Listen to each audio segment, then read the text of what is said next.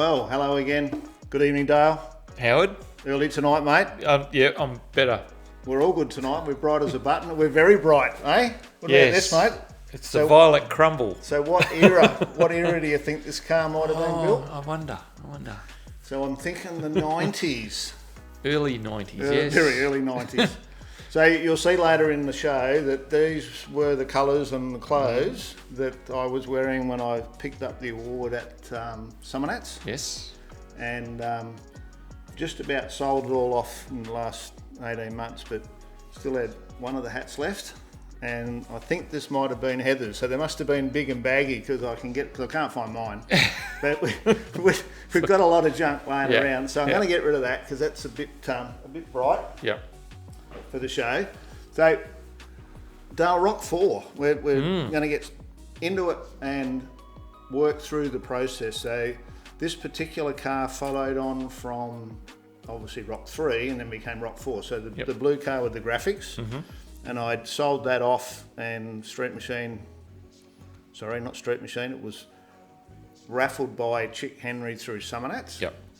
And then I obviously had a whole year while I showed that to dream up what I was going to do next and work out how I was going to fund that because I was building a new house and all. And I'd been looking for a concept and an idea, and I'd looked at a single spinner, businessman's coupe, to do that, and found one, organised the money, went and had a look at it and couldn't get myself across the line. And at the same time, in the US, they were going down the track of the pastels and the bigs and littles and the whole pro street scene. And Trepanier had just done a 60, I think it was, Impala in a spearmint green. And I thought, I need to find a Ford with wings. That's right. Wings was the prerequisite. Wings was the go, so I needed wings. And of course, in Australia, we end up with 4 doors, not 2 doors most of the time because of the availability. And I found a car in Broken Hill. We'd been driving up and down the lanes in the F100, looking over all the back fences, seeing what I could find, because there's a lot of cars in Broken Hill. There still is a lot of cars in Broken Hill. And I tripped over this one. So you can see the receipt there. So Mr. Stacey was right at the end of William Street. Okay. And he had probably an acre on the edge of town. And few trucks and things and a few weeds. It was one of those places that if you went in and knocked on the door, it was no, I'm going to do that up one day. Yeah. So I went in and had a bit of a chat to the gentleman and said, look, I'm looking for a car to restore, and yours looks pretty cool. And I noticed on the receipt he said sold to Howard Astill for restoration. So I don't know if he ever found out what I did with it. No. So there's some photos there, so you can see young Lee there with his hoodie on. He must have been a bit of a trendsetter then. I don't know if they were a thing back then, 1990. And he was he had horses and stuff, and he used to tow a float with this. Okay. And it still had a whole lot of stuff in the boot, horsey type stuff and maintenance gear and all that. And you can see it had been well looked after under the bonnet. One owner. One owner. And the weeds have been left to grow up around it. And I hadn't noticed it until just today. See Louise, the gentleman there? Louise in the dressing gown by the look of it. Loaded up on the trailer. So the kids were both with us, and it looked pretty cool there. And it had last been registered in 75. Yes. So what are we in now? 90. So been waiting for 15 years. 15 years of weeds, So it didn't look too bad in the long weeds. Until we opened the door. Got it home and opened the doors up a bit better and had a bit better look, because I'd been looking for a while and I went, what have I done? So the upside was it was complete. So it still had all the dash chrome, and Broken Hill very harsh in the sun, but it also you don't get all that moisture and mildew and all that sort of stuff growing inside them. Didn't smell real good anyhow, I can tell you. So got it home, got it off the trailer, and then straight away thought, right, is this going to work? Is this going to work? So, of course, at this stage, I'm thinking bigs and littles, 500 big block, pro street, dumped in the weeds, and was trying to get my head around it. And at this point, with the cardboard cutouts, I've taken the front springs out No, the springs were still in it, sorry. I took Yep. the wheels off and put it on the hubs. Oh, okay. Yep. So I put the brake drums on the ground. Yep. Then you'll see on the back, the trolley jack's holding it up to get the rake Enough rake. how I yeah. wanted it, Yep. because when it was on the back drums, it was a bit low. So that was sort of to get to a point where I went, yeah, I can. That'll work look with all that. right. I'll make that work. So that was all done on that one day, and then of course this is September, and see we got some date codes this time, which is pretty cool. So you can see the XA is still there, and at that point in time, we're probably getting ready for Bathurst or something, doing the rounds, selling programs, and it's been thrown in the corner, and I must have the springs out of it there because it's got Yep. wheels on it, but it's still pretty low. Very low. And I've obviously boot polished or something the bonnet, make it look all black. Might have been a can of rattle black. So that you reckon? sat there, building the thoughts. Yeah. Well, you knew that XA was going, didn't you? So It had gone, yeah. So the that's deal was next done. project. The yeah. deal was done, and I'm out selling programs with Chick, and that's us there in Sydney. And I put that in because this is where it really started to ramp up, because I had the car, I had some ideas. I'd been and seen Vespo, Yep. so Steve Vestman, and he'd done the T-shirts for previous car. Yep. Yeah, that's right. Yep. Rock. Yep. 3. Yep.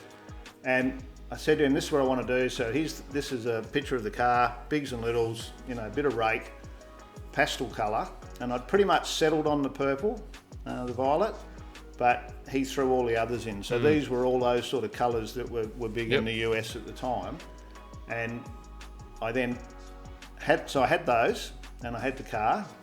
And then while we're at the show, Tim Britton, the editor of Street Machine, come in to see Chick about Summernats or whatever. Okay. And Yep. so I took the opportunity to get in his ear a bit. So I was talking to Tim about the possibility of working with them to actually do some sort of sponsorship arrangement where if they could give me a build series or something, then I could go and look for sponsors to enable me to build the car. So I just built a house, or I'm in the process of building sheds and houses and things. And over that 2 weeks that we were there at the motor show, we'd had 2 or 3 meetings, and we got to a point where I put a proposal to them that was 3-pronged. The first was, give me a build series, I'll do the rest. Yep. Give me a build series, you find the sponsors, and then we'll call it the Street Machine Magazine Compact Fairlane or whatever. And the third version was, do the build series, you find the sponsors, and you kick in the balance. Yep. Which turned out to be around $20,000 in 1990 to pay for all the rest of the things that were needed to build the car. And I would build the car, I'd put the labour into it, and I'd do 2 Summernats, and after the 2 Summernats, they could give it away. Yep. So my rent, if you like, was my payment for the rent was to actually put the hours in. Yeah. And I always felt that was a pretty good deal, because if I was building a show car, if I could build the car, do 2 Summernats, do what I wanted to do and sell it for what it owed me, I reckon I'd done it right. So this was like knowing that up front. Yep. So that was the deal. So we worked through the process, and the letter there, I've got quite a lot of documentation, as you know, on all this sort of stuff. This one here, basically, I can put out there because it's just saying that, in principle, we have an arrangement. Yep. And so that's dated January 91. So the clock's ticking. So I'm looking at Summernats. Yep. Yeah, I'm looking at Summernats. So we're sort of on the go. So once we had it in principle, they then wanted to say, oh, what's it really going to cost us? So this was the first time I've ever sat down and said, righto, what do I need and what's it going to cost? So I've tried to break this down, and there's some interesting things in this. Up in the right-hand corner, you'll see there the rim and tyre size. So I'm still looking to get a little bit of big and little going on. Well, that's massive. So a 17 by 8 and a 17 by 13 in 1990. And the 17 was about as big as the wheels came at that point in time, I think. Yep. But that got trimmed back because what the criteria was with the magazine was if they're going to give it away, it had to be legal. Yes. So the 500 big block went, the balloon tyres went. We needed to get back to something that we could get registered. Yep. So all of that got trimmed back to a 17.8 and a 17.10 with a 235 and a 255, wasn't it? 75. 27. Was an 255. Yeah, unusual size. But there's some other little interesting things that, you'll see there, that second-hand 9-inch diff housing and centre, $250, but it kept getting crossed out and ended up at $700. And then all those other things, we need a pump and a filter and a transcooler. So to cost all that out for them, to come up with what I thought was going to be a fair deal. And then I put in the old 20% overrun and turned it into 20K, and that's how we ended up with the price. And I actually kept a set of books on the car, and everything that I spent on it, I kept the invoices and all, and that's why I've got so much documentation, I guess. Yeah. So that was the process, and of course this was the car. So being a magazine build now, we need photos. So I've already got it home with the boot polish job and all on it. So now we need to make it look a bit old again and stick it out in the scrub. And Mark Bean come out from the mag to do the photos. So he's a Mad Max fan, so we took it out to the Pinnacles. And for those that know the Mad Max, over to the right-hand side, over his back, that area, that's where the compound was when they made the film. And that's one of his shots. So it's a bit nicer than my shots. And that's when the Toyota, remember the Toyota ad? Oh, what a feeling? Oh, what a feeling, yes. So that was the going thing at the time, and I must have been a little bit fitter then, Dale. I was off the air a bit there. So probably jumped off the bonnet, Howard, probably. So we set that up and we rolled a few weeds against it and made it look like that's where it come from. I mean, it wasn't too dissimilar to where I found it. No, there was plenty of weeds. And the next one now, I don't know if I've got it there in front of you, Dale, but the next one is the revised build schedule. Because now where we ended up was the car was put into the new shed at Easter time that year in 1991 and pulled apart and then taken to Adelaide to be dipped. And we've got some interesting, got a little bit of video. Yes. Somehow or other we still managed to do a little bit of VHS on this car as well, not as much as we had on Rock 3. I think we broke the camera and it was a borrowed camera, so that idea went out the window. Yep. But there's some interesting timelines there, and for those people that pause it and have a look, when you go through and look at it, you sort of really wonder, because the reality was we were still going to work. Yeah. This is in your spare time, Howard. This was night time and all the rest of it. And here's the video. So what I've done is I've taken about an hour and a half of really, really bad videoing and tried to turn it into something that is worthy of putting on the show. And Louise has done a good job of lightening some of it up. So we stripped it out. So the car was sort of running. So we spent half a day and got it running, and so that I could run it out the front and back end and make sure the gears worked. Because I wanted to sell the motor and gearbox. Yes. And the front end and all out of it. Because back then a lot of people were using the running gear out of a compact to convert a Mustang. If you have a look when it comes around the back, check out the rust holes that were behind the aluminium panel. Look at that, straight through. I thought that was ventilation. Yeah. So what we did was we pulled it apart. So Mark Sanders came up and we stripped the car out. He took it down to Adelaide to go to Minus Paint, went in the dip, and then that last bit of video was it when it came back. Okay. And we've put it back together, put it at what we thought was going to be ride height. Now the young bloke there's young Evan Spain. Now Evan was a friend of, the son of a friend of the family, and he was interested in cars, and we tried to take a young bloke on each build. And interestingly enough, he ended up with an apprenticeship at the Ford dealer. Okay. And I spoke to him through Facebook, within the last 12 months, and he's still in the game. And some of the videos, and I'll get back to him, some of the video here, so you can see there the Easy Beater. So I borrowed that off the panel beater that was next to the motel. So I borrowed that. I bought a plasma. So 1990, to have a plasma was pretty cool. But we had to put the new power on. And I bought a new air compressor, a bigger air compressor. So that's why I was sort of running around with the camera doing all those things. So we'd up the ante a little bit with our tools. And the reason for a plasma was that this car was going to be an individually constructed vehicle with a full chassis in it. So first things first, the dip doesn't take the lead off. So we were chasing the lead out, and there really shouldn't be lead where Louis is working at the moment. No. So at some point in life, it had a half a quarter put on it. Probably about a 7/8 of a quarter. And they joined it along that body line. So we went in and took the lead out, and then he's there and I'm around the back taking the lead out around the taillight. So I've always been a believer in taking the lead out of the older cars, because I've seen too many where the rust gets under the lead. Yes. So I'd prefer to take it out. In this particular case, where that joint is on the wing there, from the back panel to the wing, I actually put a little bit of plate in there, which you'll see in a minute. And right on the end where that hole is, that's like an aluminium panel that goes on there to finish the wing. Yep.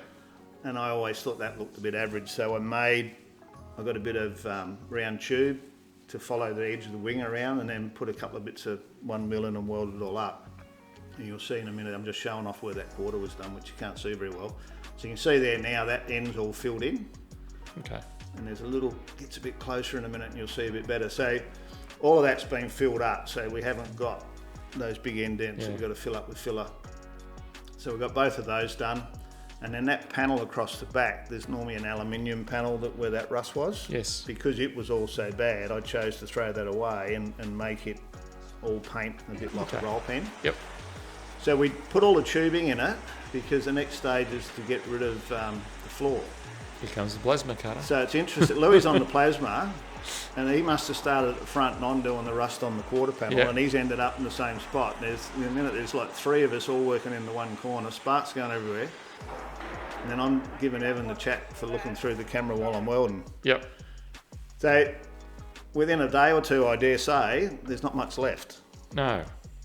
So I've left a bit of footage here because the frame it's sitting on is just a bit of lightweight 50mm tube. They're bolted to the floor. Okay. And they're 30 centimetres, 300mm off the ground, plus what the sills were going to be off the ground. So the front was like 110 and the back was 125 or something. So that where it was bolted to the floor, then welded to those. So that was the chassis bench. Yep. And then the table that you've seen wandering around here that I used to buff and all that sort of stuff on, that then created floor level. Okay. All right, and then a pile of junk there that come out of it. And then someone rang me and said, I heard you're doing a Fairlane. There's one up here at Tippaborough if you want it. And I'm coming back with a trailer, and I can't even remember who it was now, but anyhow, they dropped that down, so you can see I cut the bit out of that, fix that quarter. That'll fix it? So it was that was the donor car, and then we eventually just chucked it out the dump. So at this point in time now, the chassis in, and I'm now checking that seats are going to fit. I've obviously got the tyres, so we had some Pirelli Pzero, so we had Pirelli as a sponsor, and I can see some rails and stuff inside it, and we've got some still shots of that in a minute. So that's it, emptied back out again. So the radiator support was made so it bolted on. Right. And what we did before we pulled the car apart is we drilled holes in the radiator support, or a hole in the middle of the radiator support panel, and did diagonals up to the plenum, and drilled holes there as well as a reference point. And then when we put the radiator support back on, we had heights and diagonals to put the radiator support panel back in the right position, so the guards all bolted back on. That was important. Yeah, Everything matched so up. we didn't end up with the front of the car No, it wasn't skew sideways. No, exactly. So I'll talk about this some more when we get into it. So the front end was Mark Sanders from Road Performance Modifications that did the last car. So he's come on board as a sponsor, and I'll explain all of the makeup of those. But it was very similar to a HQ front end. So, you know, normal wishbone on the top, single arm on the bottom with a diagonal. So where the Falcon goes forward, the Holden goes back. And then the rear end, I'll explain all of this on the stills. So the rails went to the back, and then it had a framework and like a roll pan onto the underside. This just gives you a lot better feel for it than when you're looking at still shots. So the tubs went all the way out, similar to what we've done with Boss XC. And that side there, that's where the battery goes for the stereo, because you'll see in the stills again, we put an N200 in it. That's one big battery. Yeah, so if you think about like an N70 as a four-wheel drive battery, an N200 is out of like a Caterpillar tractor, and they use 2 of them for 24 volt. Yeah, it's huge. And the reason for that was to get the cycle to be able to run the stereo, which was drawing a ridiculous amount of amps back at the time. So that's the video, and I'll just click on that now, Dale, and we should be able to move forward. So we're into the stills now. So that's the car after the Easter bash. Yes. And we've obviously got the framework there that came from the taxi base. Took that home for the weekend, put it onto the trailer, and then he's carved it down to Adelaide. And I would say, looking at the blocks under the front of it, that's probably the height that we wanted to set it at. So that now that it's out in the sun, let's put it at the height we want it, you know. Bloody low. Yeah, it was pretty low. There's that donor car. Yep. So this is, at this point I've built the new shed, but I haven't started building the house. So we're still renting the old house. Yes. So I'm commuting to the shed now on this build. So part of the process on this build that we're going to be able to talk about that we haven't in the previous ones is working with an engineer and going through the process to actually build a car that's going to comply and going to tick all the boxes and do pretty much what we're doing with Boss XC nowadays with engineers and torsional rigidity. And this is the first time I'd ever done that. And unfortunately I don't have photos of doing that, but we have all the reports and stuff. So I'd given the brief to the engineer, and this is the drawings that I got back from him, was this is the design that we want. So we've got the rails through the middle, diagonals, and the little wing out the side was to pick up the sill panels. Yep. And then from the side angle, you know, like a very rough version of the 4-bar, and where he wanted you can see the two arms coming forward to an access point. That determines how much lift there is on the front of the car. So it's where the pressure's applied by the rear suspension. Yes. So that when you accelerate, it does all the right things. And the front end's the same. You can actually change the design where your top mounts are on your top wishbones affects your when you brake.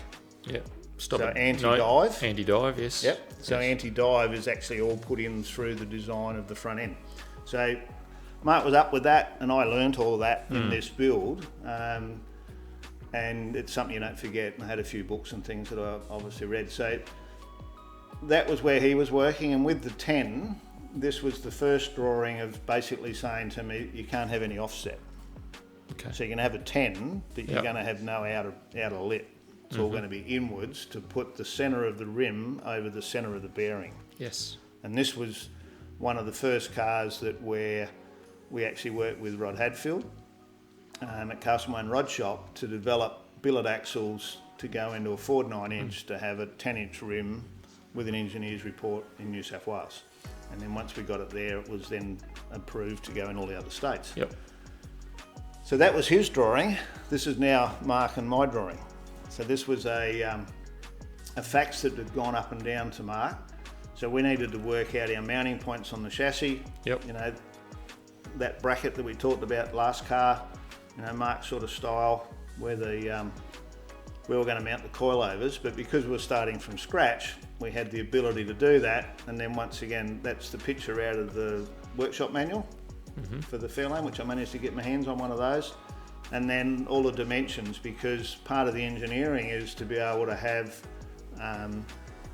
your track and your length of your between your centres and all that very similar to what they were originally. Otherwise, you've got to justify why you're changing it. So that's what all those mud maps are. Yep. And then this is what we ended up with. So from the drawings, I'd looked at the car then and worked out where everything had to go.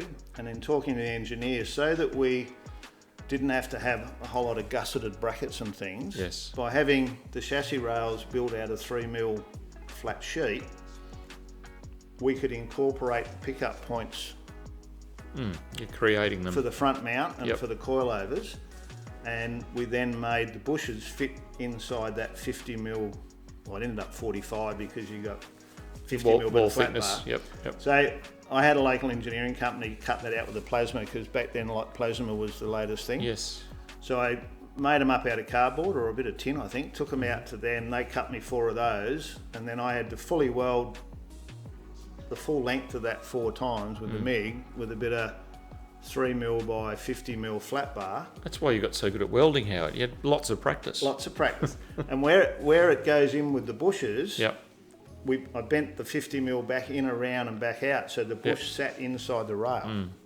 And it came out really good. So that's a few angles of it here now, and obviously the tubs are already in it there now. And that rail went all the way back to the back of the car, and we put another 4x2 right across the back inside. This so was if you one very solid vehicle. If you run up the back of it, you're in a bit of trouble. You come off worse. Yep. And then there's our diagonal, so off that drawing earlier. Yep. And we've now got the tyre. So we've obviously now can get the tyre in, make sure we've got enough room for the tubs and everything else. And then tie it in back out to the sills. And then across the top there, that's the tie bar between the coilover mounts. So that was all on his design. Yep. and once again here. And then he had this 4x2 cross member that had to go right across the car. And because we had a bench seat, I managed to be able to put that up under the seat and still maintain our ground clearance, because we wanted wanted the car so low. And then, yeah, it was a bit like a battleship, really. It was some pretty good welding there, yeah. Plenty of steel in it. So this is progressing along. So there's photos in here somewhere, Dale, but the motor, so the next sponsor involved was Ford Motor Company. Yes. And the EB Falcon was due to come out in August of the year that we're building this car. So they wanted to felt they'd tie with that and promote that. So this was a crate engine from the States that was going into the EB, and then a 4-speed electronic automatic that come out of one of the test mules that they were testing all of that with at the proving ground. So we managed to get all of that, and then had to go through that process of getting our height. So I needed ground clearance, so I wanted it up. Yes. And then I needed to be under the bonnet, so I didn't want it through the bonnet. And I read out of interest, because I'd forgotten completely all about it, that the sump was in the wrong spot to where I wanted to put the rack. Right. But I don't remember why, but in the article in Street Machine, which that's the Bible. Yes. So I'm presuming they're right, that my brother had imported a motor for some reason out of a Mustang, and I put the Mustang sump on this motor, but I don't have any recollection of that. So must have happened. That was in print. It's in print.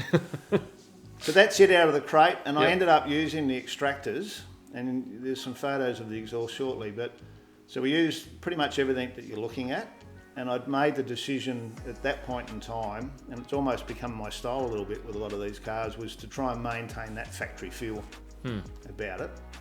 And you can see there, I've got the old motor, the radiator mocked up, and starting to fill up holes in the radiator support panel. And if you look at the front guards there, because we're not going to run any inner guards whatsoever, so we've cut all of that out and thrown it away. To mount those guards, I've welded a bit of inch tube, just normal bloody blue tube, on the underside where they bolt on, and then made it bolt to the radiator support panel, and then it bolted to the firewall. So that became the strength. That became the strength for the guard. And this was all about location, so getting that motor, with the right little bit of tilt on it, working pinion angles and all those things, and then getting it high enough, and still keeping it under the bonnet. So that's a little close up there of that radiator support panel. So I've welded a bit of flat bar onto that, and on the other side it had bolts with inserts that bolted it to the rail. And then the guards held the top of it. So that kept everything, and obviously there it is there. So such a different build from the previous car, because this was all planning, all fabbed. Yeah. And I mean, ahead. I really don't know how we managed it, because we were just, I've always had that sort of feel, and you watch Dad and my brother cut things up and build stock cars and boats and whatever. So it was like, we'll just put that over there and we'll take that there, and I've got an engineer to talk to, and we progressed along to get everything to fit. And then there's that motor. So the motor came in the box, and I put this in the bio because I thought this was pretty cool. So this was the docket that came, the delivery docket from Ford Motor Company to Howard Astill at Radio Taxis, which was our business. One V8 engine assembly. Shipped to SVO contractor, reason for shipment. And I thought, that's pretty cool. Yeah. I'm an SVO contractor now. So that's it against the little 260. So it had a 260 2-speed. I think they were something Matic.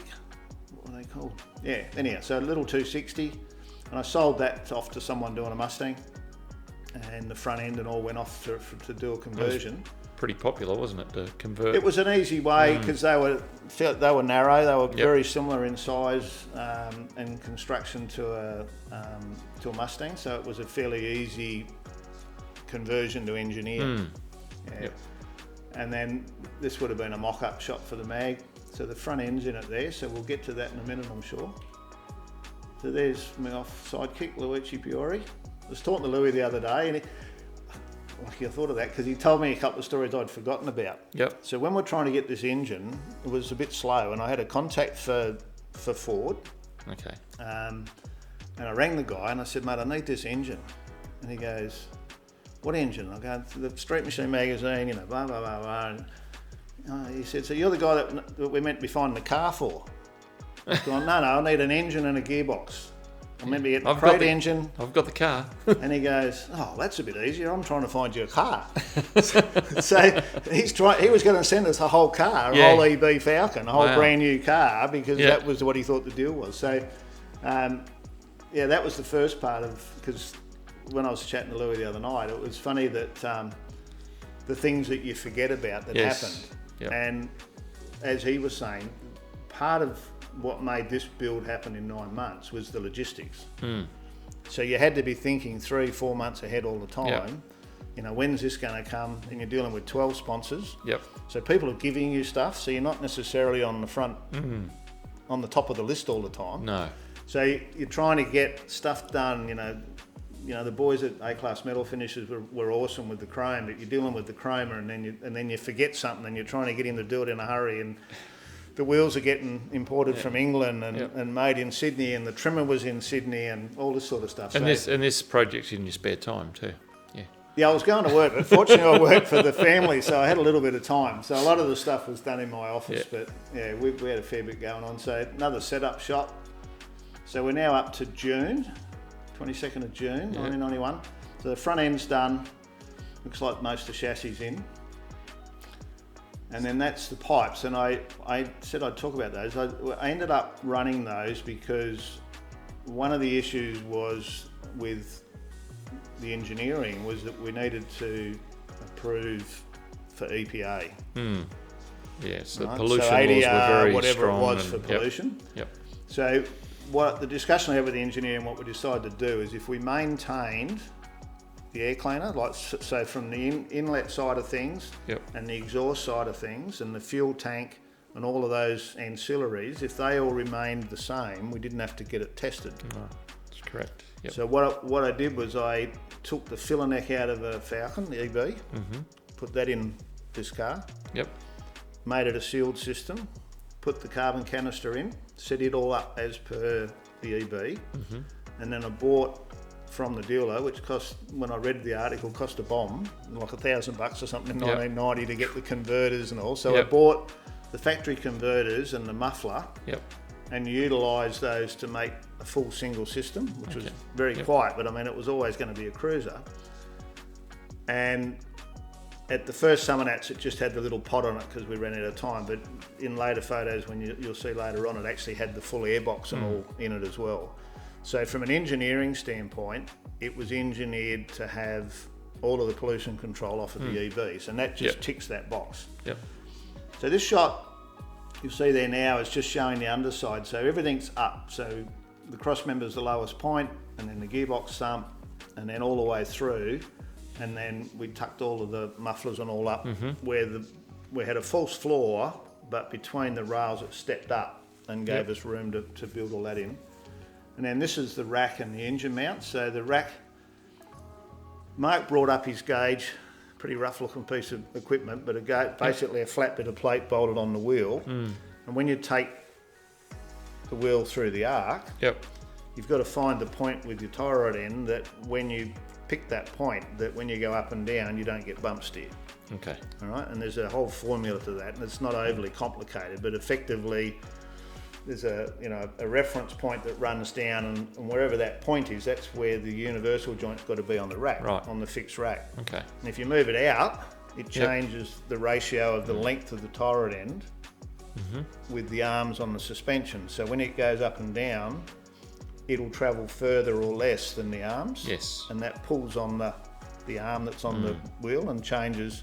So when you go through a bump, it wants to steer. That's not what you want to happen. So they go like that or like that. Yeah. So you go through a bump, and as you go through the bump, the wheels toe in or toe out. So we worked out that point, measured the width of the rack, then went out to Wreckers, went through all the cars with the rack, and found a TC Cortina was the right width. So that's the rack that we chose. So once again, it's my layman engineering that says, let's not modify a rack to fit. Let's find a factory rack. Makes sense, doesn't it? That'll go in. And then you say to the engineer, we're using a TC Cortina rack unmodified. We're just going to weld a couple of brackets on it. And then the little uni joints there, instead of using something from the US or whatever, like a Borgson, they're not engineered for Australia. No. But that's off a Tirana. So we're using... I like the Holden flavour that you keep putting into your cars, you know. Just upset the purists, Howard. You know? So that's the same sort of philosophy that if we use a factory it's universal already engineered and proven product. It's a proven product, and then that goes up to because we've got to have a collapsible steering column. Yep. And that comes up in a minute as well. So we've got to have a collapsible steering column that will then comply with the ADR for 1991, not 1963. So that's the engine mount. It's just a standard Falcon engine mount that just happens to fit over a bit of 4-inch tube, and then the flat plate's made up to bolt on, so it all bolts together. And if you do an engine mount, you just go and buy an XA engine mount, bolts on, and you replace it. There you go. So all of this is going on, and the thinking's happening, and we're making cross members. And I think we talked about it in the bio, but on the floor there in that photo with the cross member, you can see the drawings, and I think there's some better ones up further. So that was my architectural planning. So that's it all made up and welded in. So the front cross member with the engine mounts, and then the brakes on this car. Once again, from an engineering standpoint, we needed the brakes out of a car of a similar weight to this car. Okay. So what I chose to do was to pick XBGT. So they come in at around 1.1600 kilo. So we ran a XB booster master cylinder. Yep. And then the rear brakes were XC, which is the same as XB, but different arms. So an XC rear brake. And then the front brakes, we used, the front end was all Holden based, as I mentioned earlier. And we used those 62 Chev spindles again to get our drop, because back then you couldn't buy a drop spindle. So we used the 62 Chev spindles. So in doing that, the mounting was a lot easier to use a HQ front caliper. Okay. And the HQ caliper had the same piston size and throw. Okay. So, you know, they're a PBR caliper, and they probably made the XA ones and over there, and the HQ ones over here, and drilled a different hole in them. So we just used HQ on the front. So from an engineering point of view, that meant that the car had the equivalent of an XB GT brakes. Yep. And the car was lighter than the GT. They were both small block V8s. Tick. Yep. Another one off the list. So we did do a brake test with it, but the engineer's confident that that's going to all fit to the criteria. Yep. So that's the spindles there, another set getting ground up. And these are the front arms. So this time we went mild steel. Yeah, they were mild steel. I said to the engineer, I want something to look really thin like a race car. Yep. You know, what's the thinnest I can make them? And this was one of those learning things again with an engineer. And he said, Howard, that's a massive amount of work for me to work out. You tell me what you want to use and I'll tell you whether it'll work. Okay. And I thought, yeah, well, that makes sense, because then he can just type in his parameters or whatever, or big list of drawings probably back then, didn't you, on a computer probably. And I said, well, right, a 30 mil, I think these were 30 mil, 6 mil wall seamless. Yep. Yeah, plenty. Oh, okay. Cool, right, we'll do that. Yep. So the arms are that, and then you can see the ends are turned up, and a lump of flat plate that was laying around by the look of the left one. Well, tick them all up, and then they're HQ top ball joints. Yep. And on the left-hand one, you can see the top inner pivot point is HQ. And I've done that because I can work out how I can make that adjustable from a wheel alignment point of view and still look good. Yeah. And for some reason, I've chucked a rack in now in the middle of it all, and I'll finish the front end in a minute. So that's the rack with the brackets. Yep. And there's those drawings. So that's that fishtail going up over under the seat, and the other bit would be the front step in the rail where I've been chopping those up and making those. This is the photo I was looking for. So the top mount, we've got that plate welded to the top of the rail, and you can see I've got washers in there at the moment. So those washers were to make sure if we need to go in, we still can. Yep. So on a HQ, they just shim the top arms, so you can change this way for caster. Yep. and then in and out for camber, and the bottom arm's fixed. So that's that was the design. Pretty simple geometry in the end, isn't it? Yeah, top and bottom ball joints are HQ, and then the inner pivot point, which is just on the bottom of the photo there, and you can see the rack just sliding underneath the sump there. So that's that diagonal going back. And I don't know what a HQ front end looks like, but I'm pretty sure by memory that's pretty much how it looks. So that was all designed around the rails and to make it all fit in there. And there's a good shot of that front one. So a couple of spaces that would have been welded in. So that bolt comes out, the arm comes out. You can paint everything nice, and there it all is from the front angle. So your low point's that cross member, and then the tabs that pick up the lower arm, all fully welded in, all ground up. And once again, you can't have a bit of flat bar on there, so that was a piece of box section trimmed down so it could be fully welded, so it wasn't a tab hanging off the front end. And that was all part of that engineering process.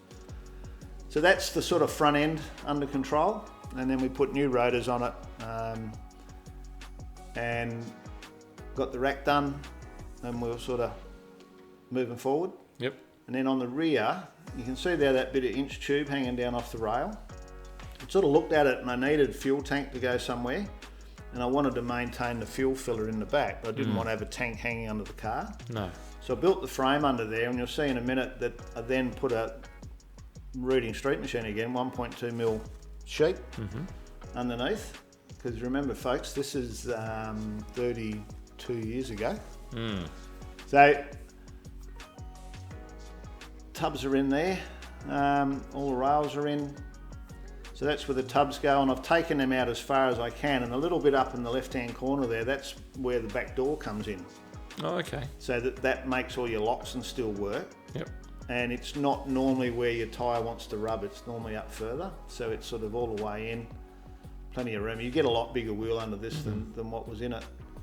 And then that's looking the other way. You can see that inch tube just to give it a bit of strength.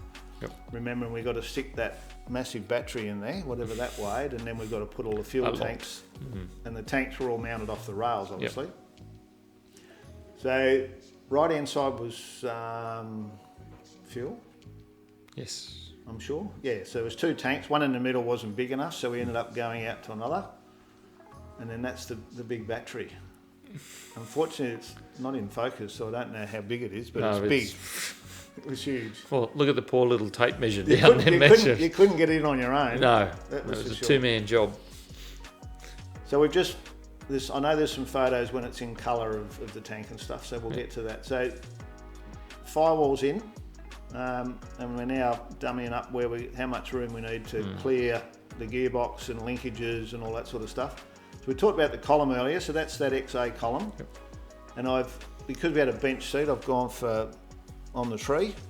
Old column shifter. So I've used the mechanism from the XA. So it's a secondary tube that runs inside, that's got a little arm in the engine bay. And then I adapted the EB Falcon linkages because we had EB taxis, I think, at the time. The taxis. So I'm down there checking them out, and went, I'll just buy the new arms and put the new arms in off the EB, got them all chrome plated, and that got all that to work. And when you went through the clunk, clunk, clunk, everything corresponded and it worked really good.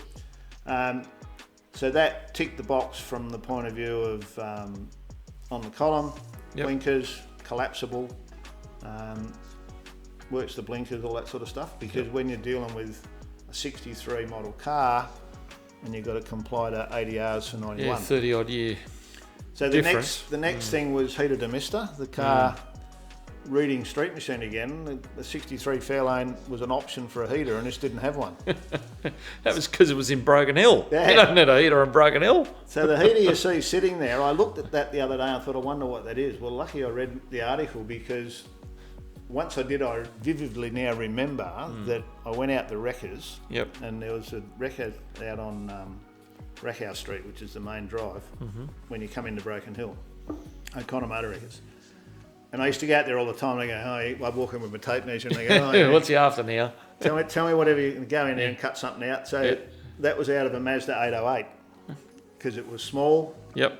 everything I needed. I needed a heater demister, so we hooked that one up, and then it was only a single speed wiper, so I had to go to 2-speed wipers. So I put a early Falcon wiper motor, like similar era, so that I didn't Like have you to... said, all these things for compliance, isn't it? Well, yeah, made a better car of it, but to comply with the ADRs, Yeah. So that was sort of all that process. So I noticed the brakes aren't in it there yet, but obviously checking things are going to fit. Yep. And then on the outside, the guards were good, bit of rust down low, but the doors were very rusty, as we've seen at the start. So I made the decision to make some skins. Okay. And there's a lot of firsts in this car for you, wasn't there? there was. I hadn't done that before either. But the guys that had the panel shop next to the motel where I used to work, I used to hang out there a bit during lunchtime and check out and bug them a bit. And he gave me the tips on what I needed to do and how to do it. And if I got into trouble, he'd come over and give me a hand. Brian Commons. And that's where I got the Easy Beater from. Borrowed that off him as well. And he walked me through the process. And on these cars, they had like a body line. Where that line is above the wheel there, you know, the shape, it kept going all the way down the car. Well, I deleted that because I didn't have the skill to put that in. So you can see where it used to come around and then down along the door and into the bottom of the guard. So I put flat skins on it, and then I got Brian to come in and heat shrink the front guard and take the crease out of it. Yep. And it actually made quite a difference to the side of the car. It looked quite a lot different.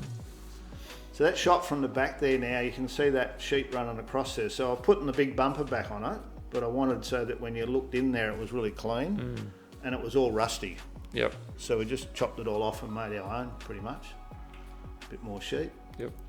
So it's starting to get the look, and I noticed there the wheels, Dale. I think Heather might have been without a car that day. They might have been sitting on blocks in the front yard, the XY. So it's sitting on some 15-inch globes. So they would have been a 15.7 with a 235 or something. Just trying to check get the to look. Get to that point where you get a bit excited. So do you go, this is need a bit of motivation. Keep going strong. So that's a little photo you can see on the bottom there where that quarter had been. I hadn't fixed it at that stage by the look of it. I just thought that's interesting to show. That's how it comes back from the dip. Clean. Now, I find this quite interesting, Dale, that I had a full car in 2 engine stands with not a lot of width. No. And I recall it being reasonably stable, but I don't see how. And if someone told me they're going to do that today, I'd go, no, don't do that. Going to work. No. So we trimmed the bottom off the sills. Yep. And would have welded up, and then the floor went from the rail straight across the sill. So from the outside the car across, back up the rail was all fully welded in one piece and painted. It had the super clean look. Yep. And then that's just doing a dent on the sill. And those little gadgets that are welded on there, I'm just using them with a slide hammer. They came with the roller doors to bolt the roller door to the rails. Yes. And there was lots of them. There was. And guess what? I've nearly run out. Down to our last. 30 years later, 2. I've got 2 left. So people might have seen those in some of my build shots, or they'll see them in my build shots. So they've been in the slide hammer cupboard for a long time, and I've got a whole 2 left. So 30 years on, I'm still using them. So that's how it was done. I mean, at that point, I must have given the Easy Beater back, and when I got a dent there, but we should just weld the tab on, give them a pull.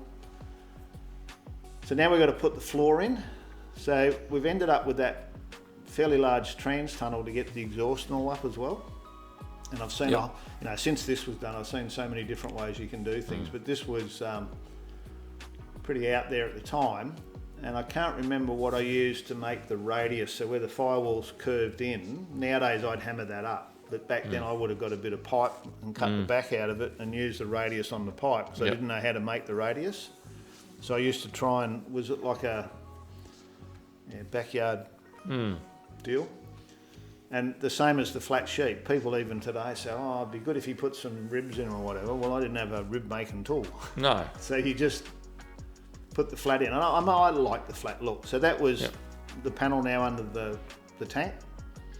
There's Louise hanging out. She's like her grandfather. She likes photo bombing, Oh, that's Louise, my daughter, not Yeah, my but granddaughter. but Louise was I like my her grandfather. Okay, yeah, your father. He used to love getting in the photos. The kids were always out in the shed with us. So a few things in the background. The seat hasn't gone yet. The diff's having a grind. The bonnet's half done. There's like 10 things on the go as usual. It's normal Howard type deal. Well, there's a timeline to meet. And if you look at that, the geometry of that staying upright doesn't look real good, does it? In here. No. It obviously didn't fall off, so that was a bonus.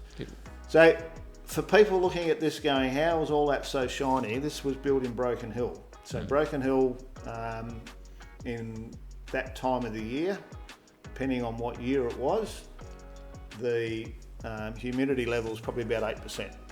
So be less so than 10%. So here it's 80. Over there, out there, there was no humidity. So even in the winter, it could rain today and it'd be gone and it'd just all soak in and it'd be 20% for a few days and it's gone again. So things didn't rust. And you could get away with, what you're seeing there for months on end. So yet another 9-inch centre getting ground up.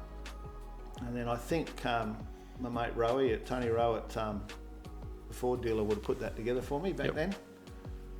And the bonnet didn't look too bad. So there's the exhaust I spoke about earlier, paying for. So they were, I just chopped bits and pieces to change the angles, but I had to primarily maintain that exhaust so that it appeared to have been factory original.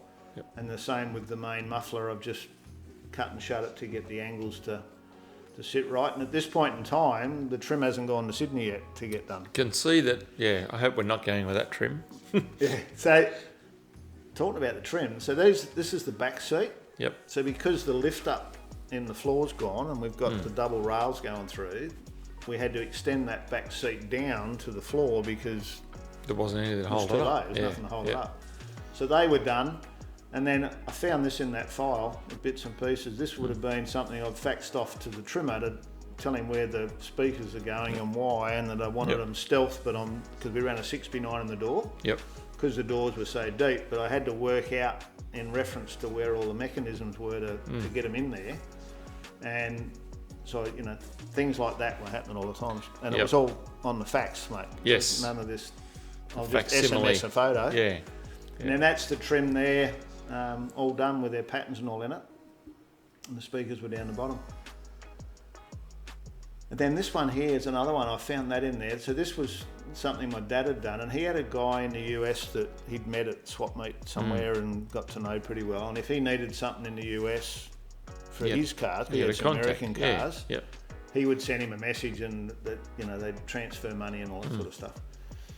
So Dad was ordering some bits, and I said to Dad, I need some taillights and things. So that's Dad ordering the taillights, and that is, I can't see that now, 8th month, 91.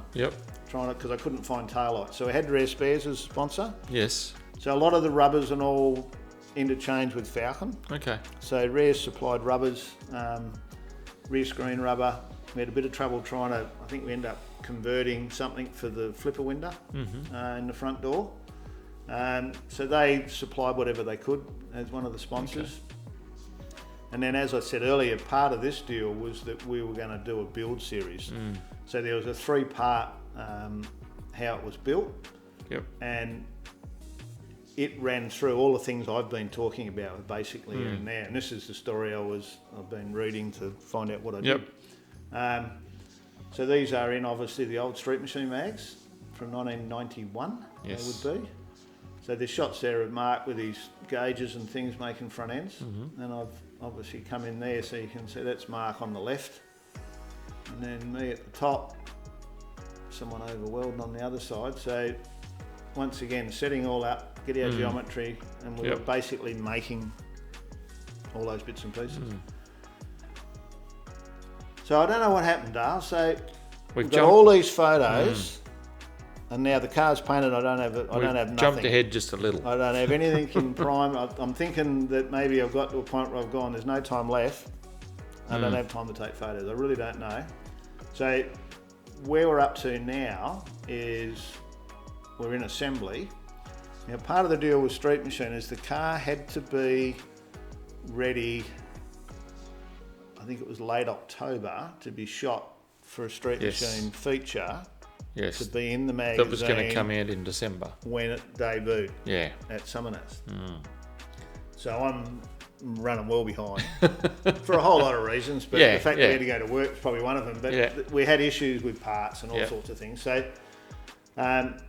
what we ended up doing was mocking it up, and we'll see that in a minute. So this is in that process.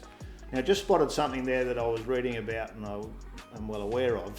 To get our compliance for seatbelts, we needed an ADR rated, 1991 rated seatbelt. So I've gone around all the car yards looking for seatbelts that I thought I could adapt into the car that then had the compliance ticket on it to get our approval. And it turned out to be a Nissan Patrol. And I like the Nissan Patrol belts because they were grey.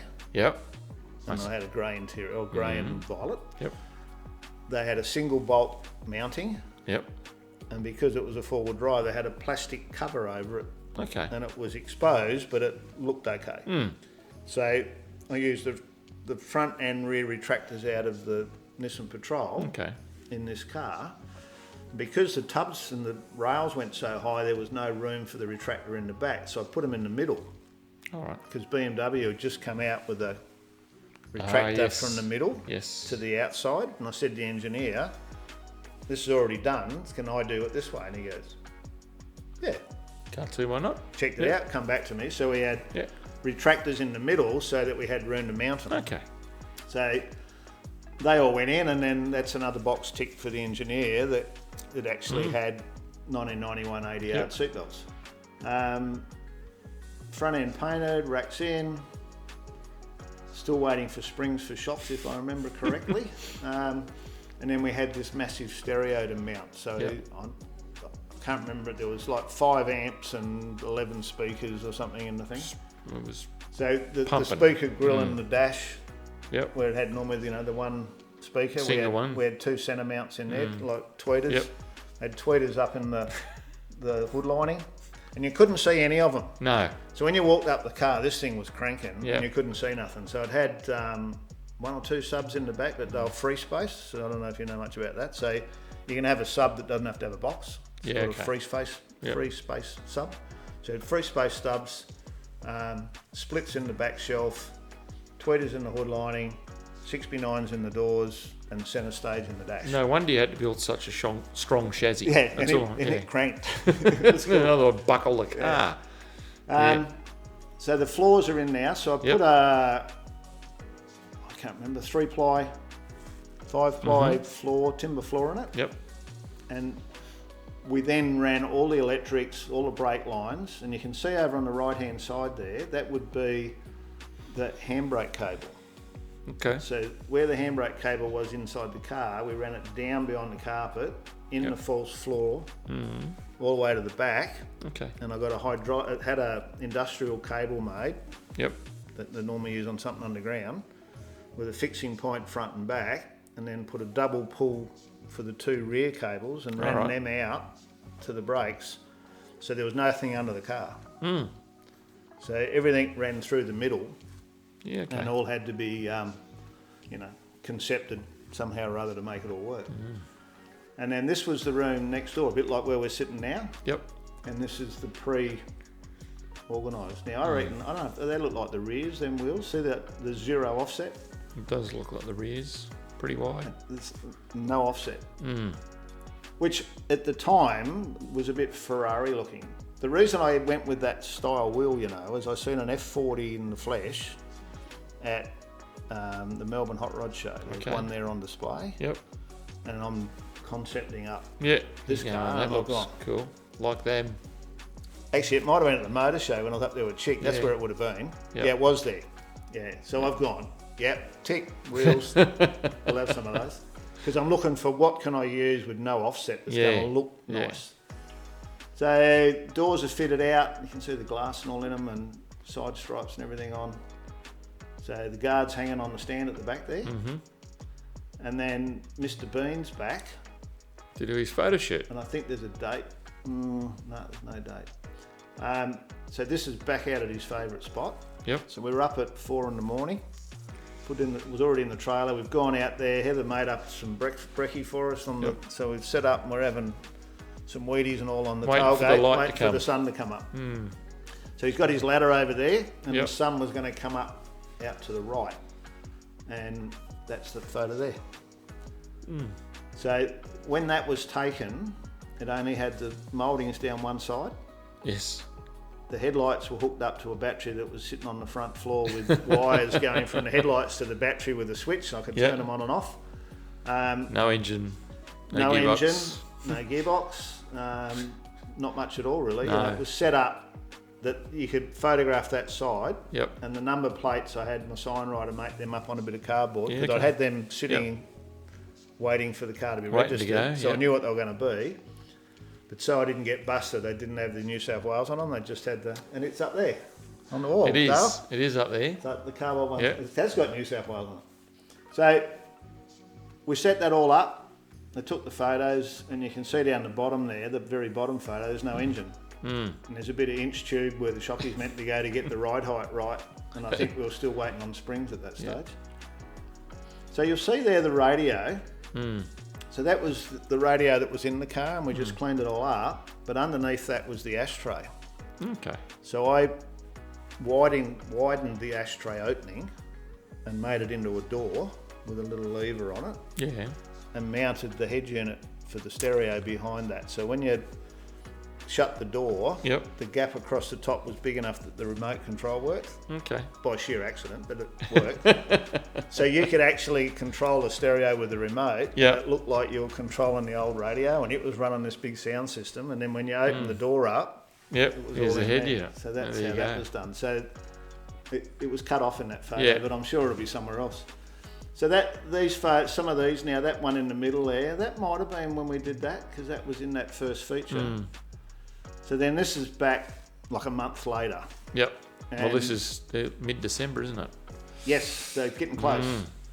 So now we're at that point where we're all painted and we're trying to get to assembly, but we're doing fuel tanks, we're doing stereos, we're trying to, we're making everything because it's all custom. Now you can see on the right there, it's the only photo I've seen, just where the date is, that curve. Yes. That's a bit of sheet metal that I've put up in there and cut it out for the single exhaust to come through to the back, so it didn't hang down under that big load. Because I had that, I made all of that and went, that's cool. And then I went, where's the exhaust going to go? So we cut it out and put that in there, and it ended up looking pretty cool. But on the other side there, on the wheel tub, that's the washer bottle. And the hole at the top that you can see is so that you can fill it up. You just pulled the carpet back, fill your washer up. Because I've seen a lot of cars with no washers, and I've seen a lot of cars with washer bottles that you've got to pull the car apart to fill it up. So it was about trying to hide it, but at the same time still have it operate. A bit more practical. And that's the side the battery was on, and the other side had the secondary tank on it. Now this next photo, the 3-stage photo, is getting real close to Summernats, and I'm still trying to work out the wiring. And I said earlier I had a contact number for the Ford, and it was Howard Marsden that was running their race program and their development program. And he said, look, I'll give you the number of the guy down at Skunk Works where they're doing, so they were doing the fit out of the EB when we're building this. So the EB's coming out in August, the motors got to them in January or something, and they had to develop the wiring and lumen all and then make it to do the new cars. So I rang this guy up and I said, mate, I'm working with Street Machine, through Ford, sponsorship, this is what I'm doing. And these are some of the issues I've got. And he goes, I'm glad you're doing it.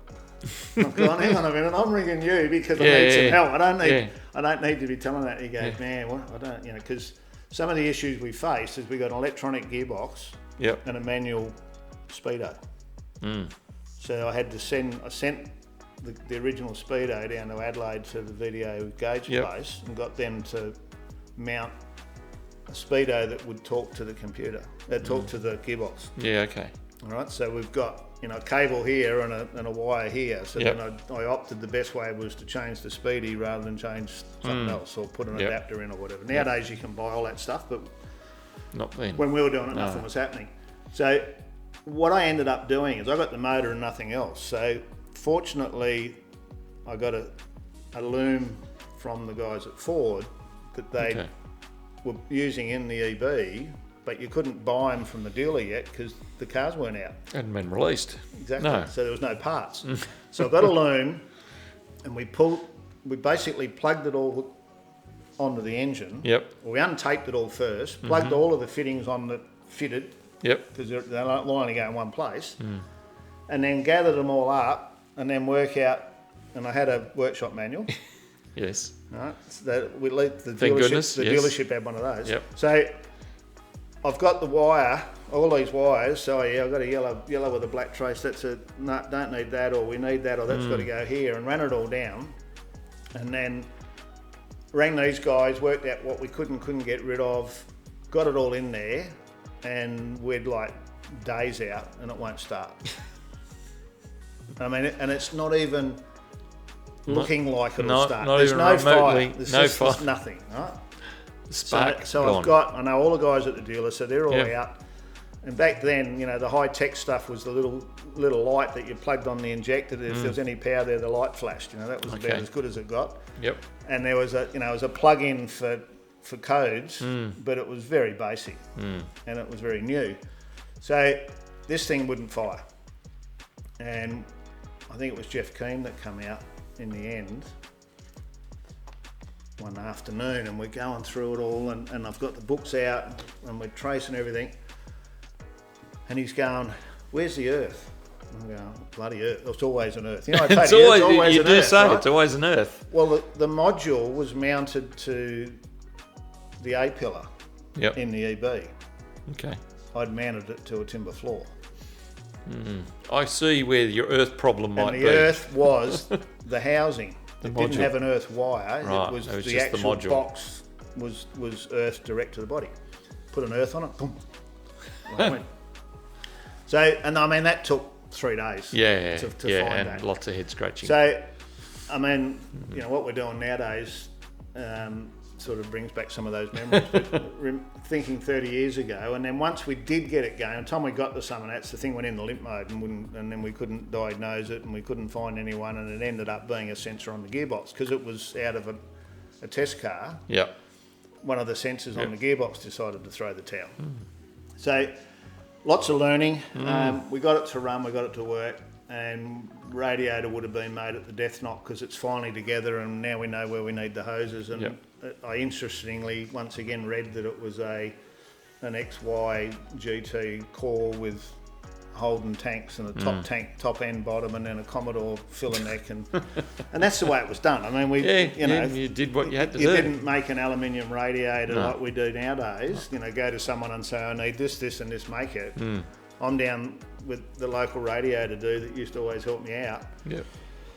Down on the corner, Excelsior Motors, and we'd be down there digging around. Oh, we need something like that and something like that. And what can we make work? Yep. That's how it was made. So that all went in, and I mean, it always ran cool. It was pretty good. So I had it blinged up, it just didn't go.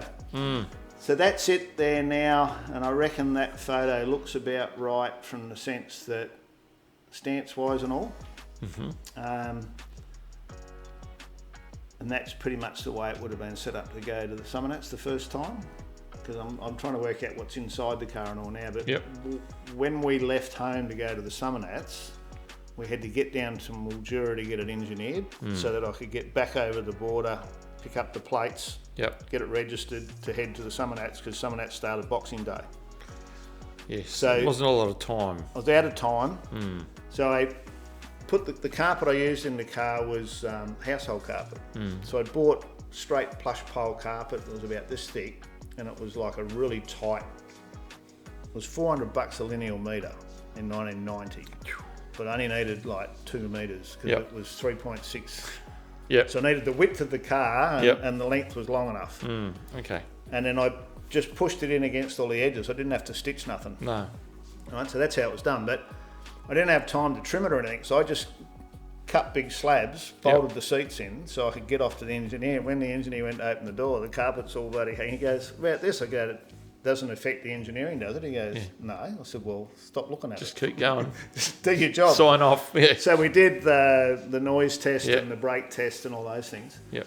And you can see the carpet in that photo. So these are street machine photos from just after the Summernats, I think. But these are nice photos that show the car, how it looked at that particular time. And that's that pod I was saying that we give that the flick. And originally I had that straight on the engine, but it needed that arm to get enough distance from the engine for the computer to work. Because it was seeing the airflow here, and if you move it up there, it changes all the signals. Yep. We're back to that Panhard again, mate. What happened there? So 4-bar coilovers, nice front end. There's the mufflers in black, so they're all tucked up in that centre section in the rails there. And then that was the Violet Rumble, mate. That was in one of the mags. That was down the North Mine. And that blur in the background, we were all set up for a photo, and there was a railway line and an old building and all, and that's what he was doing.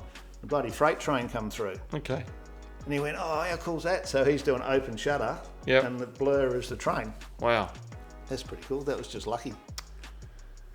So we had shirts. Now I've ordered mine, and the place that prints them for me let me down, and they sent me an email today saying, oh, we really apologise, we're later than normal, blah, blah, blah, we'll give you your freight back. And I went, well, that don't help me much. No. I need my shirt.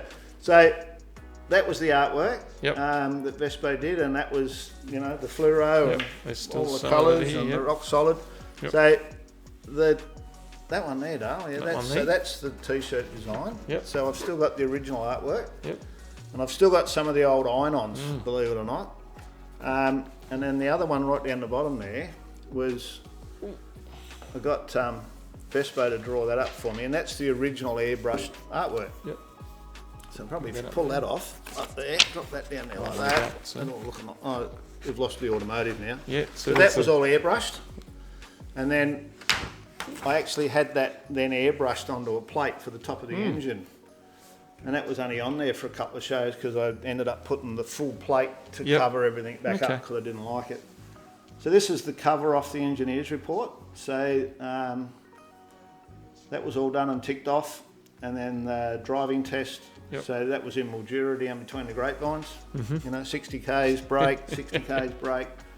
And then we did the noise test. And all the calcs to get those 10-inch wheels done. So that was, like I said earlier, tied up with Hattie, Rod Hadfield. We had a meeting in Melbourne where we went through that whole process, whether he was prepared to make the axles to the requirements of the engineer, and it was quite a drawn-out thing, but it made part of the story for the giveaway, and it was really good to be involved with people like Rod. Rod's ability from an engineering point of view is unbelievable. So here we are. So we're at the front of my building. Howard's building, Stereo cranking. And it was funny. When we got the stereo going down there, the Pioneer rep had a CD of a group called Yellow, YELLO, and it's really out there, East German music or something, but it's really incredible quality. And I put this CD on and it's cranking away, and I'm going, oh, this is good. Some guy comes up and says, play The Invisible Man. I've gone, what? He goes, play The Invisible Man. I said, mate, I'm building a car every year. I'm pretty bloody good, but I don't know, I can't turn invisible. He goes, no, track 11. Track 11's called The Invisible Man. There you go. And it's this crazy song. So, we're having a ball. But when we got there, we had no wires on the stereo at all. And the PPG reps actually went into town, bought a whole heap of cable and wired it on the site, and you'll see here in the video in a minute where... Another of the top 20 cars, as you would expect, was Howard Astill's 63 Fairlane. Even though the car wasn't quite finished for the event, it still managed to gain enough points to pick up 6th in that top 20, plus runner-up in Pro Street. So that's out on the oak, because this is 90, so Summernats 5? Something like that. So see the wires? So that's where they were. They were just laid there and all taped up. There's a little bit more in a minute. So because I'm running behind, I rang Chick up and said, mate, can you organise me a marquee? I'll pay for it, but I need a marquee. And he goes, well, where are we going to put that? I said, outside Building B, mate. That's where I live. Yeah. So we'll put it there. So that was where PPG is now. I used to have a marquee there each year. And this was before marquees were the big thing. Yep. So there's Heather working away. You see in the boot, the rolls of wire where they're wiring the stereo. So that would have been like on the Thursday or something. Yeah. And then you'll see that they'll get Lee's polishing. Even though the car's still not quite finished, but from everybody's point of view, it was looking terrific, and he was going to be hard to beat, I figured. After that, Louis on the rag, polishing, everyone's working. There he is, Louis, hanging out the window. You're getting used to driving in reverse here. Look at that, flat out, mate. Yeah. Engineered Pro Street Award. Check out going there, mate. Pro Street, give a nice round of applause. Howard Astill, here he is. Howard Astill. Race orientated cars. The aviators. That way, yes. Our car's a long way from that, especially a cruiser. Because the car's got so many modifications, with full chassis, modified front suspension and rear, that pushes us into the Pro Street category. And so they had to change the classes again because I built a car that only fitted in Pro Street. Clearly it wasn't Pro Street, so they created Retrotech then. And we're going home now to build a new XA and move back next year.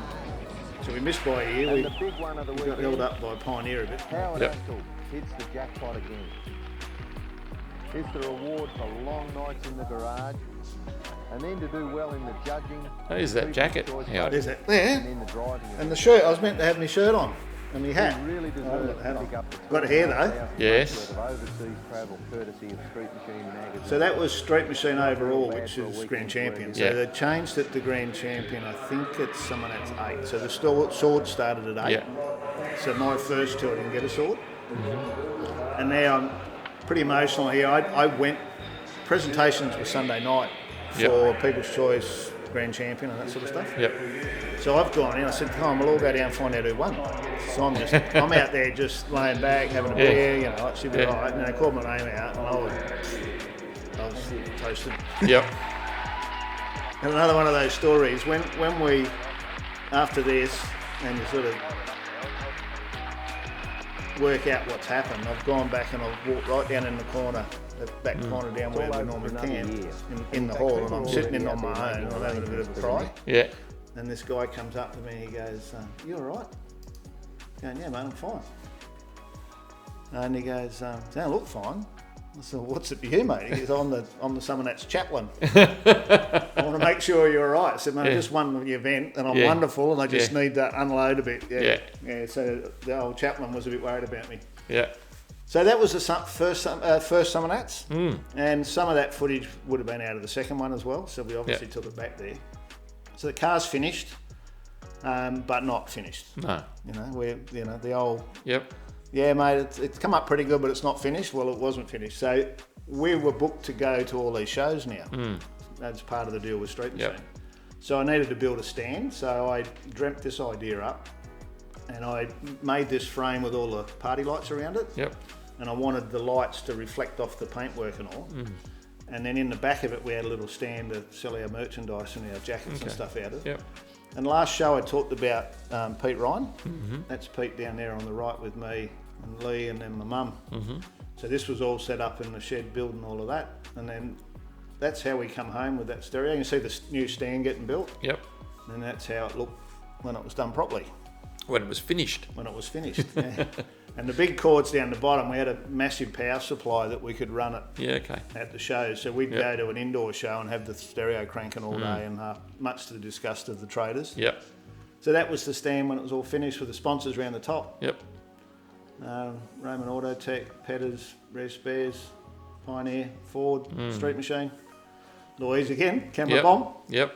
And Heather holding the shop while I'm taking photos while I do it. And then just a few more. So we're in 92 now. It's the Sydney Hot Rod Show. Yep. And then the car was given away. So the second Summernats, we won top Pro Street. So we still had Pro Street then, top 10.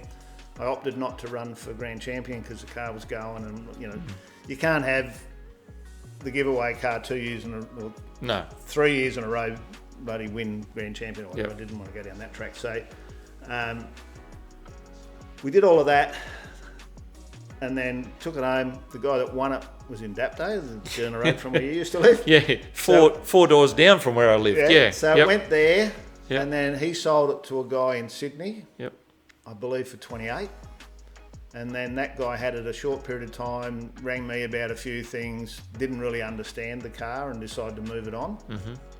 And he took it to a show and everyone knew the car and it sort of took a bit of the flavour off it a bit. I think he was thinking, I bought this car and I'll take it. But when he took it there, everyone knew it. And so anyhow, he sold it to the guy I bought it off. And the guy I bought it off had it, I think, 7 years or something. Okay. And he was an Elvis impersonator. Okay. You know, professionally, but he also did wedding cars. Yeah, right. He had a 57 Chev and an Impala or something. All right. And he bought the car solely because it had rock on the number plate. He knew nothing about the car. No. It was a 6-seater. Yep. It was cool looking, and it had rock, and he put roll on his 57. So he had rock and roll number plates for wedding cars. There you go.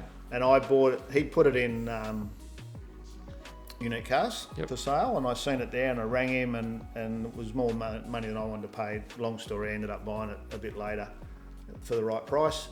And then I had it as a driver, so this is at the servo, my brother's servo, Louise's Deb, Rodney's wedding. Yep. It's cruising out on the Sydney Road. Just doing photos probably for Street Machine or something. And I abused it. Pretty much. Oh, yeah. And the plan was not to really care too much because I was going to rebuild it like I always do. Yep. Going to do it red with a pearl white roof. Okay. Tuck and roll interior. Mm-hmm. And probably red with a white line. If you imagine all red and white. Yep. And then put it on a classic 60s style wheel. Yep. And still have all of the, low and all of the other engineering side of it. And then just had a change of mind and decided not to do it. So I ran it in, and this is, this looks like a date, but it's not a date. It's the 29th of the 11th, 15. Yeah.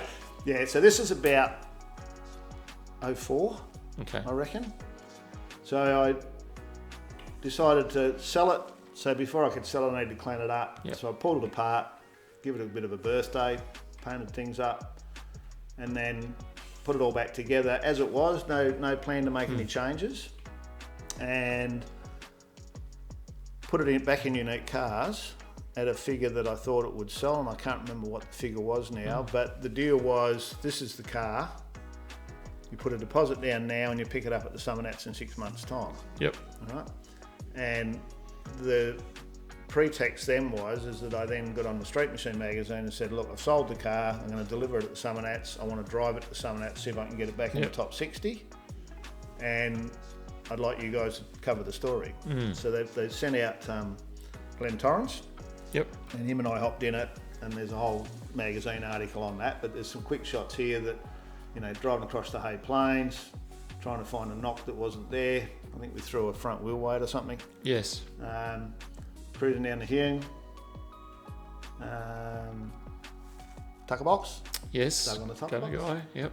And then just a couple of, this was the magazine feature. So that was Summernats 17, and then gave the keys to the new owner. Yep. And not come back to that day. Would you believe? Did full circle. It's done the full circle a couple of times. And that was just a really nice shot that come out of that mag. So this is a while back now. So Summernats 17. So we got back in the 60, and I was given the inaugural Master Craftsman Award. They created a new award that was the Master Craftsman, and that still continues to this day. Not necessarily every year, but most years they have someone else new goes into it. And to me, that's as good as that car looked. It's sitting right height, all the rest of it. So the guy that got it here, he sold it to another guy in Canberra, and the guy in Canberra sold it to another guy. And then it ended up at with the Fitzpatrick family, with Fitzy and his boys. Yep.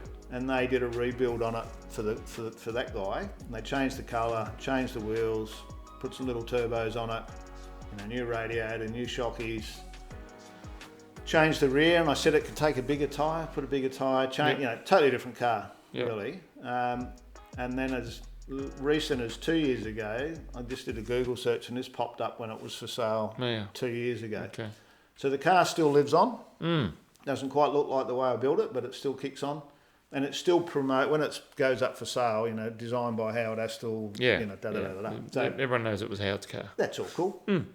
So this was some of the original stuff that was shot by Street Machine. Yep. So that's the Mad Max Hill. So that's out at Monday Plains. So we drove it out there and did some shots out there. Some nice trim shots and things. And then, because it was a giveaway, every issue there'd be another photo and another story. Yep. You know, Rocks Off, Violet Rumble. Violet Rumble. Violet Rumble. So that's the story, Dale. It's a big story. And I'm a bit dry. We'll have to have a little drink. Yes. No, it's there's a lot of work. A lot of work in a very short period of time. Yep. And I look at what's in front of me, even what we're doing now, and I think, God, I'm getting too old for this. But I mean, we've done it over and over and over so many times. This is the first one that you really planned. This planned it out with the engineer involved and all those sorts of things, and it really set me up as I went down other sponsorship arrangements, but also planning out builds and having things fall in place on time to keep the momentum of the build going. And a lot of it's about, you know, if you're out there and you're building a car, don't get all the body work done and get it painted, then start working on all the rest of the stuff. No. You need to send, if you know that's got to be chromed, you need to send it and put it in the cupboard, wrap it up. Yep. So that, like this car out the back now, all of the bolts and that had to be CAD plated are all bagged up waiting for the car to go back together. So you don't go to bolt the engine and go, I need this or I need that. I prefer to have the radiator not made than to not have my door locks plated. Yep. Because I can go and get my radiator made, but normally it's a 6 or 8 week wait to get something plated. So it's that process of having a lot of balls in the air at any given time to make sure that you can actually achieve the right outcome. And you don't get to that point, like now the trimmer's nearly finished and we're 4 months out, that I could ring up Simon and go, we need to get the trim done and in. He's a couple of weeks' work. He's not 3 months' work, and I'm ringing him 4 months out saying, right, I'm ready for the trim now. He's been working on trim the whole year. And that was learnt from those early days. But I mean, it's getting hard now, I think, to build cars like this that are alternative or different, because so much has been done. So many cars are getting built. It's just amazing. But I'm not going to waffle on any longer. Thank you very much for coming along and being with us again tonight. And I thank you again, Dale, for your time. No, thanks, Howard. Lovely to see you early tonight, because we were a bit tired last episode, and we'll admit to that. But I mean, we've just got to fit all this in with all the other things we've got to do. Thank you very much to Lovels for supporting what we do. And for you guys, we'll be back in a couple of weeks. I've got to put together the next one. So we're up to the Pioneer Coupe next. So there's a million photos on that I've got to try and sort through, and I've got to fit all this in while I'm trying to build cars. So thank you very much. If you get a chance, subscribe if you haven't already. Send me a message. I'll get to that as well. And hit the like. Hit the like. And we'll see you next episode. We'll see you soon. Bye. Cheers. Well, there you go. In typical fashion, look, the shirt arrived today, so I thought I'd throw it in at the end. I grabbed the trophy. So here we are, 30 years later, still got the jacket, still got the hat. Thanks for joining us.